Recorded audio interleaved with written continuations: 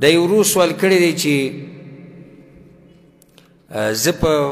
فرانس کې اوسېږم او په فرانس کې زه په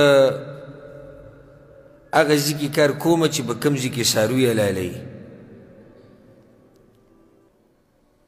او کوم ځای کې چې څاروي حلالوي نو هغه په اسلامي طریقې سره نه حلالوي نو زه د هغوی سره کار کولی شم او که نه الجواب الله سبحانه وتعالى په قرآن کې دا خبره ذکر کړې ده وتعاونوا على البر والتقوى ولا تعاونوا على الإثم والعدوان د نیکۍ په کارونو کې به د یو بل سره مرسته کوئ او د ګناه په کارونو کې به د یو بل سره مرستې نه کوئ پیغمبر صلی الله علیه وسلم په صحیح مسلم کې حدیث دی من رأى منکم منکرا په تاسو کې چې څوک غلط کار ویني نو څه دې وکړي په لاس سره دې بدل کړي که په لاس سره نشي نو په څه شي په ژبه دې بدل کړي که په ژبه نشي کولی په زړه سره دې انکار وکړي او دا ټول نه کمزوری ایمان دی نو دې ورور ته موږ دا وایو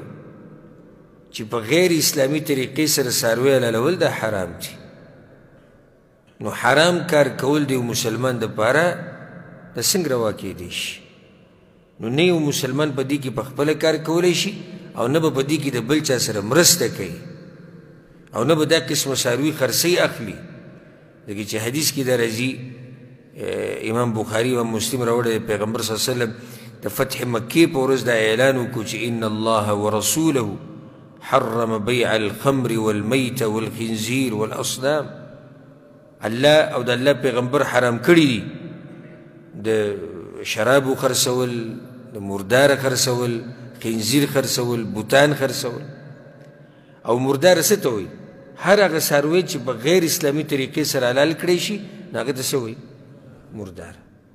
نو نه دي جایز دی ورور له چې دی په دې کې کار وکړي او هغوی په غیر اسلامي طریقې سره څاروي حلالوي والله اعلم